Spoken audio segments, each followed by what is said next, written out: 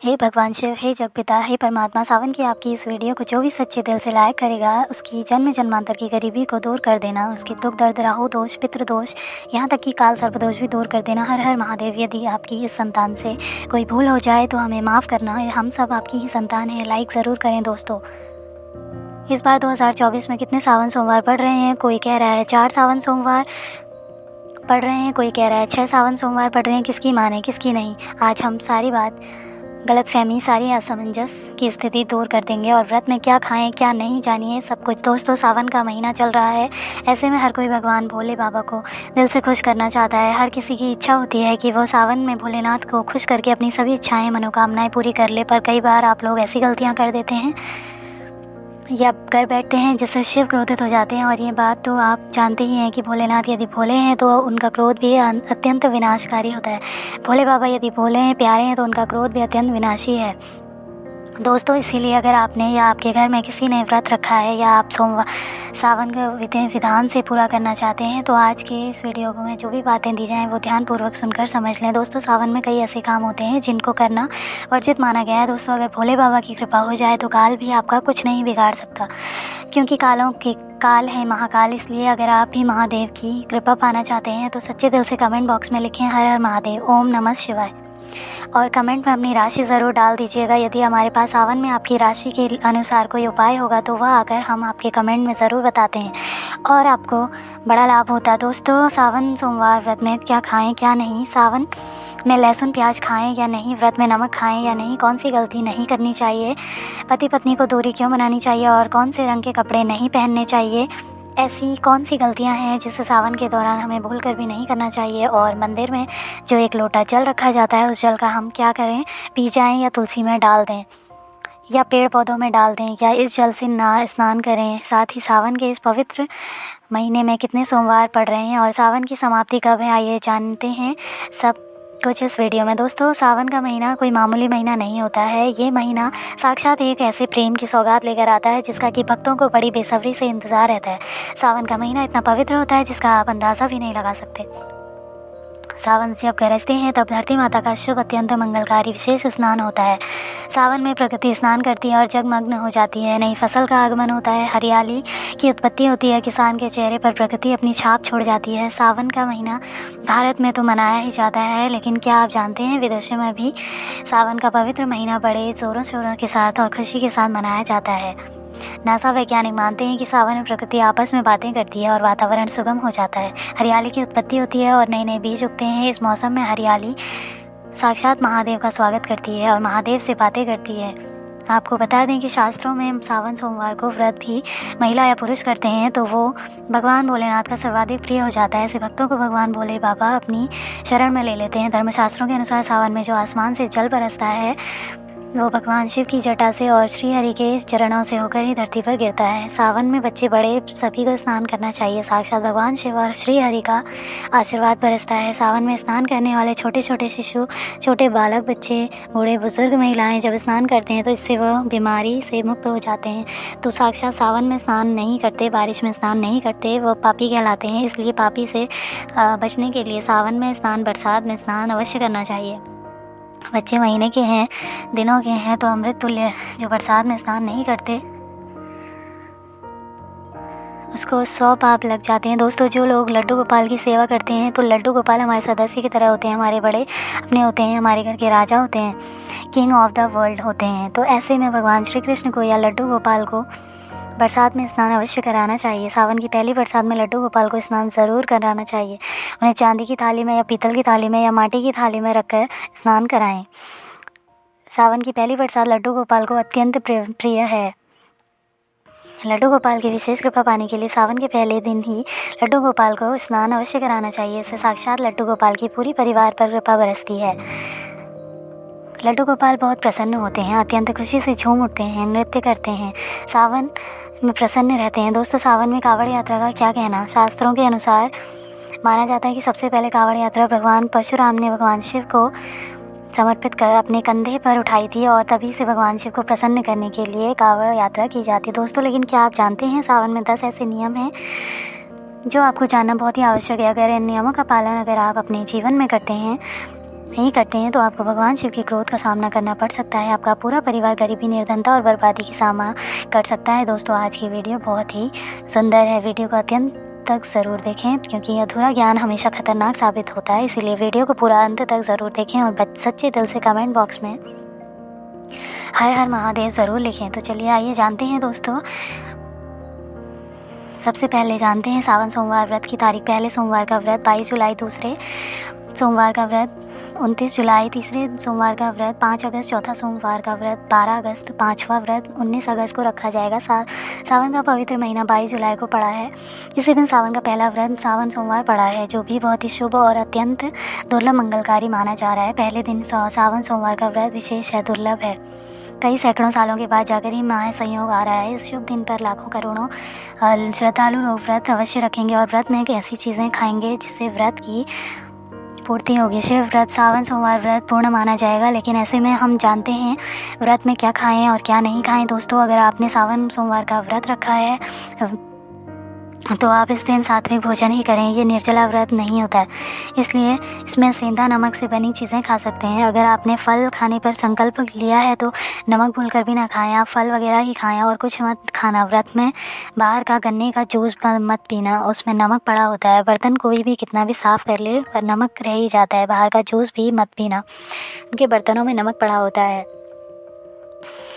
वह नमक आपके मुंह तक जाएगा तो आपका व्रत खंडित हो जाएगा। व्रत में डिब्बा बंद जूस नहीं पीना चाहिए, उसमें कई केमिकल पड़े होते हैं जिसमें व्रत टूट जाता है। और व्रत में लंबे समय का रखा हुआ भोजन कभी नहीं खाना चाहिए, वह दूषित भोजन कहलाता है जिसमें विष होता है। दोस्तों, सावन में कई बार शुक्रवार का दिन पड़ जाता है तो खट्टा भूलकर भी मत खाना, क्योंकि माता संतोषी इस दौरान जागृत अवस्था में हो जाती है, वह रुष्ट हो जाएंगी। इस दिन आप पानी पूरी, इमली की चटनी वगैरह, खट्टे फल वगैरह जाने अनजाने में भी मत खाना, क्योंकि इससे संतोषी माता रुष्ट हो जाती हैं। आपको ज़िंदगी भर कष्ट भोगना पड़ेगा। माता रानी भोली हैं, पर सावन के महीने में जो भी शुक्रवार के दिन खट्टा खाता है उसे परेशानी और माता के क्रोध का सामना करना ही पड़ता है। सावन में साधारण नमक फलों पर लगाकर या अमरूद के बीच में भरकर भूल कर भी नहीं खाना चाहिए। सावन के व्रत में चाय आप पी सकते हैं, लेकिन चाय में नमक मत डालना, इससे हड्डियाँ गल जाती हैं। सावन के व्रत में दूध नहीं पीना चाहिए।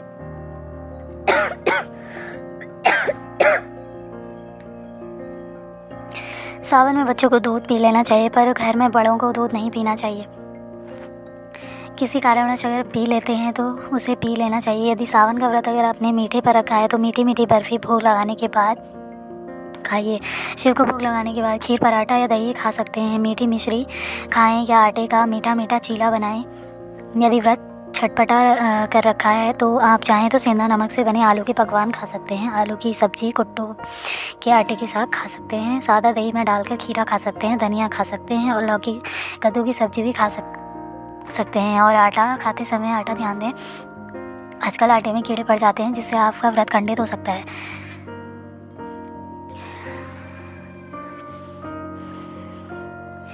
सावन में जितना जल्दी हो सके, सावन शुरू होने से पहले यदि घर में आपके बैंगन की सब्ज़ी या साबुत बैंगन रखा हुआ है, जो कि बैंगन को इंग्लिश में ब्रिंजल बोलते हैं, यदि घर में रखा हुआ है तो तुरंत हटा दें। इससे भगवान शिव अत्यंत क्रोधी हो जाते हैं। सावन में यदि ये पालक का साग रखा है तो घर से बाहर फेंकते हैं। साग सब्जियां सावन में खाना वर्जित है, खासकर बैंगन तो घर में भूल कर भी नहीं खाना चाहिए, नहीं तो घर हो जाएगा कंगाल। शिव क्रोधित हो जाते हैं। सावन में घर में बैंगन रखने से विनाश होता है।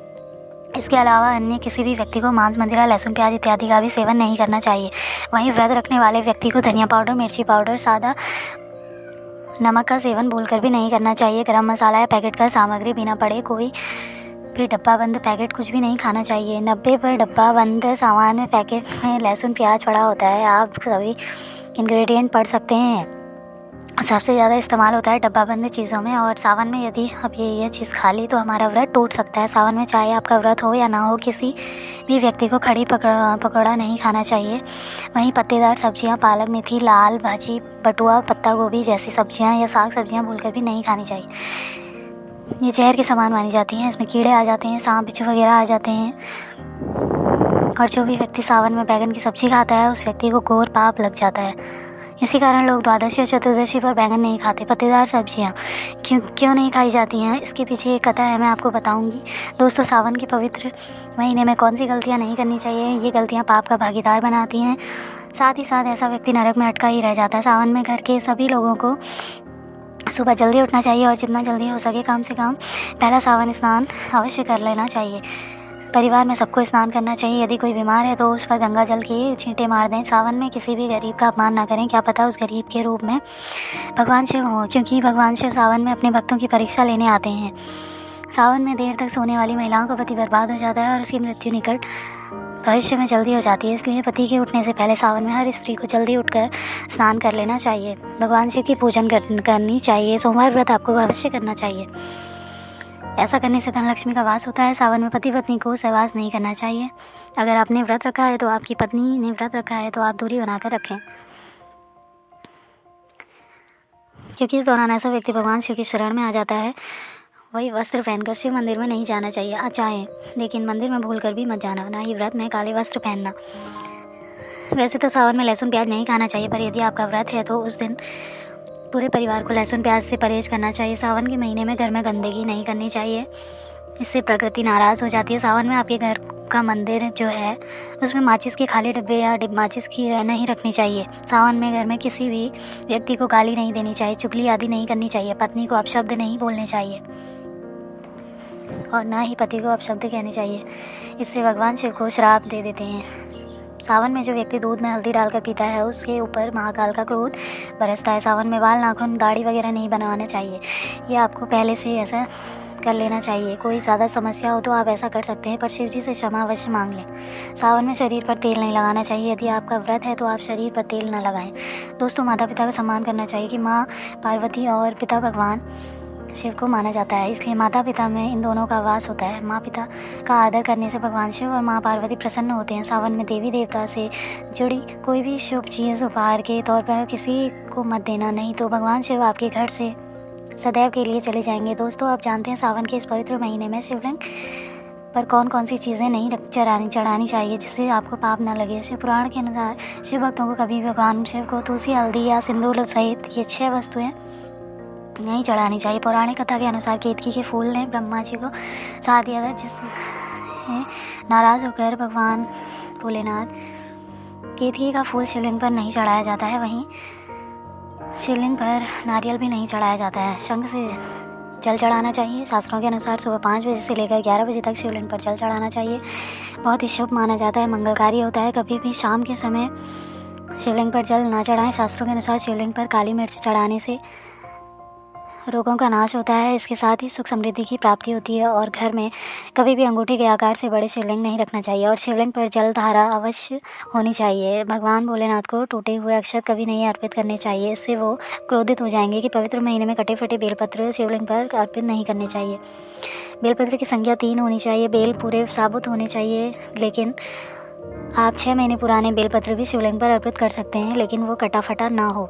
6 महीने तक बेलपत्र पवित्र और शुद्ध माना जाता है। सच्चे दिल से बेलपत्र शिव पर चढ़ाने से 21 मनोकामनाएं पूर्ण हो जाती हैं। भगवान शिव को दूध में पानी डालकर नहीं अर्पित करना चाहिए, इससे आपको फल भी इसी तरह मिलेगा। भगवान शिव को 1 बूंद भी आप अर्पित कर सकते हैं, पर दूध शुद्ध होना चाहिए और आपका मन भी शुद्ध होना चाहिए। शास्त्रों के अनुसार पीतल के कलश से शिवलिंग पर दूध चढ़ाना सबसे उत्तम बताया गया है।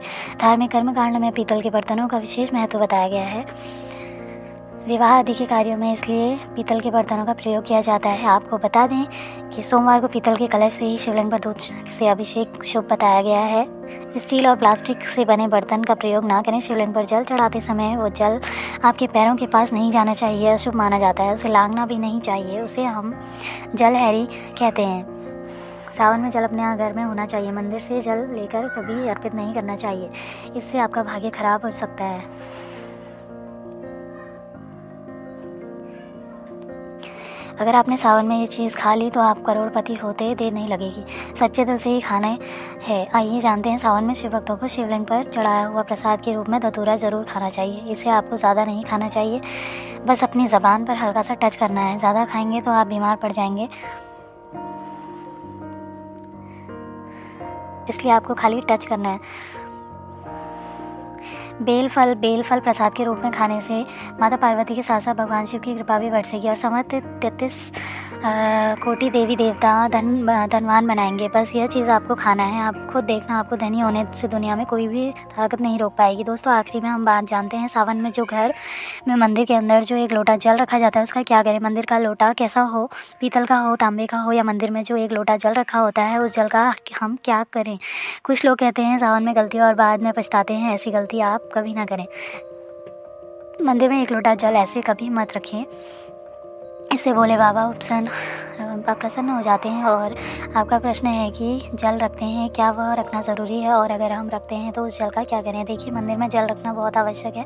जल एक ऐसी चीज़ होती है जिसमें सभी प्रकार की एक जो एनर्जी होती है वो एब्जॉर्ब हो जाती है। जो तो पूजा पाठ करते हैं, मंत्रों का जाप करते हैं, ये वहाँ प्रार्थना करते हैं, हमारे अपने मन की कामना कहते हैं भगवान से, तो सभी चीज़ें उस जल में समाहित हो जाती हैं। इसीलिए पूजा करने से पहले घर में मंदिर में एक लोटा जल रखा जाता है और उसके बाद दीपदान मतलब एक दीपक प्रज्वलित किया जाता है। यह अग्नि और जल का एक ऐसा बैलेंस होता है और इसीलिए शास्त्रों के अनुसार घर के मंदिर में एक लोटा जल भी हमेशा होना चाहिए और दीपक भी प्रज्वलित करना चाहिए। तो अब इस जल का करना क्या चाहिए। देखिए अब जब हम जल रखते हैं सुबह की पूजा में रखते हैं, मतलब सुबह जो हम पूजा करते हैं प्रातःकालीन पूजा, उस समय उस जल को रखा जाता है और वो जल हम अगले दिन उठाते हैं। मतलब जब अगले दिन पूजा करते हैं तो दोस्तों स्नान इत्यादि करने के बाद तो आप उस जल को उठाते हैं। सबसे पहले तो उस जल को प्रयोग सुन लीजिए। आप अपने घर के सारे कमरों में मतलब पूरे घर में उस जल का छिड़काव करते हैं तो इससे आपके घर का शुद्धिकरण हो जाता है, क्योंकि वो बहुत ही पॉजिटिव एनर्जी से भरा हुआ जल होता है। इससे बीमारी स्वतः ही दूर हो जाती है।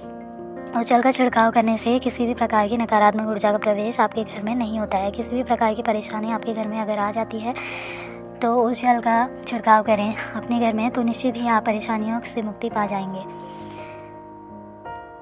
दूसरा इसका उपाय आप कर सकते हैं, जैसे कि घर में कोई बीमार है तो आप उस जल को उस व्यक्ति को पीने के लिए दे सकते हैं।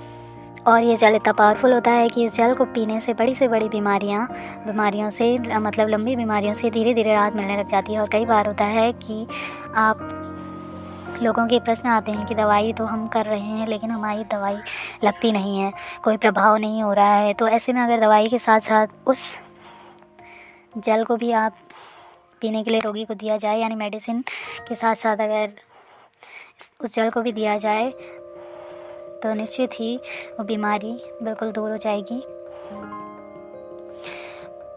तो परिवार के सभी लोग इस जल को थोड़ा थोड़ा पीते हैं और धीरे धीरे विचारों में परिवर्तन आने लग जाता है, सकारात्मकता आने लगती है और आपस में समन्वय होने लग जाता है। तो घर से क्लेश मतभेद हमेशा के लिए समाप्त हो जाते हैं। मंदिर में रखे हुए जल का वो अगला उपाय क्या है। देखिए अगर आप कोई दुकान करते हैं, कोई व्यापारिक स्थल है आपका, तो प्रतिदिन इसी जल में से थोड़ा जाकर दुकान पर व्यापारिक स्थल पर छिड़काव कीजिए। इससे आपका दुकान आपका कारोबार अच्छा चलता है। जैसा कि मैंने आपको बताया कि जल होता है वो बहुत ही पावरफुल होता है, तो पॉजिटिव होता है। मंदिर में रखा एक लोटा जल पावरफुल और पॉजिटिव से भरा क्यों होता है। इस जो सकारात्मक ऊर्जा का भंडार होता है, ये जानते देखिए जल जो होता है अमृत हुआ, मीठे मीठे फल हुए, भोजन हुआ, अनाज हुआ, उससे भी बढ़कर माना जाता है। देवी देवता आपके उसी जल को ग्रहण करते हैं। मंदिर में एक लोटा जल रखना उतना ही ज़रूरी है जितना कि आप सुबह पूजा करना। हम भगवान की पूजा करते हैं और तांबे के पात्र में या पीतल के पात्र में एक लोटा जल भरकर ज़रूर रखते हैं। जल जो होता है सागर रूपी होता है, यही सागर आपकी नई पार लगाता है। मंदिर में एक लोटा जल रखने का कारण एक और होता है कि जो लोग भगवान को डेली भोजन नहीं करा सकते वो मंदिर में एक लोटा जल रखते हैं ताकि भगवान इसे ग्रहण कर लें और ये जल रूपी प्रसाद इसके अगले दिन या सुबह के समय प्रसाद समझकर ग्रहण करें। लेकिन याद रहे मंदिर में रखा जो जल है कभी तुलसी में अर्पित नहीं करना चाहिए। उसके लिए आप अलग से तांबे की पात्री से तुलसी में जल अर्पित कर सकते हैं, क्योंकि जल सभी देवी देवता ग्रहण करते हैं, तो इसीलिए तुलसी में डालना वर्जित है। हाँ, अगर आप घर में लड्डू गोपाल राधा कृष्ण है तो आप एक लोटा जल उनके लिए अर्पित करते हैं, तो आप अगले दिन यानी सुबह उसको तुलसी में चढ़ा सकते हैं। मंदिर में जो एक लोटा जल रखा होता है उसके अगले यानी सुबह अगले दिन इस जल से अपनी आँखें ज़रूर धोया करें। इससे आँखों में रोशनी बढ़ती है, आँखों में जितनी भी बीमारी आ जाती है वो दूर हो जाती है। शास्त्रों के अनुसार जो लोग मंदिर में एक लोटा जल भरकर नहीं रखते तो उनके घर में अकाल पड़ जाता है, कंगाल हो जाता है, बर्बाद हो जाता है, परिवार में मुसीबतें आ जाती हैं और गरीबी का आगमन हो जाता है। आप सब चाहें तो एक लोटा जल में पुष्प आदि डालकर रख सकते हैं, जो कि शुभ माना जाता है। इस जल का छिड़काव करने से बहुत सारी परेशानियाँ समाप्त हो जाती हैं। जैसे कि अगर आपने दुकान का किसी की नज़र लगी है तो बहुत से लोगों के प्रश्न आते हैं कि हमारे काम को किसी ने बांध दिया, मतलब किसी की बुरी नज़र ऐसी लग गई है कि पहले तो दुकान बहुत ही अच्छी चलती थी लेकिन अचानक से नहीं चल रही है। तो आप इस उपाय को कर सकते हैं, निश्चित ही बहुत जल्दी आपको परेशानियों से मुक्ति मिल जाती है और दिन दुगनी रात चौगुनी आपके परिवार में व्यापार तरक्की करता है।